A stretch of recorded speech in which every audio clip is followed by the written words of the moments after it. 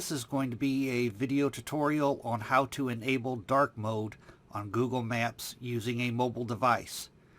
I'll be using an iPhone SE, but this should work very similarly on any mobile device. Let me jump over to my iPhone here. Okay, to enable dark mode on Google Maps, the first thing you need to do is go up to your icon and select it in the upper right hand corner. Then you'll go down to Settings and select that.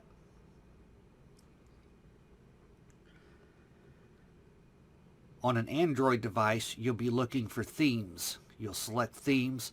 On the iPhone here, you'll go down to where it says Using Maps, Dark Mode, and the little arrow off to the side. You want to select the little arrow, and then you want to turn it on. Now it is in dark mode. I'll go back to my map here. Now Google Maps is in dark mode. That's how you enable dark mode on a mobile device. Thanks for watching.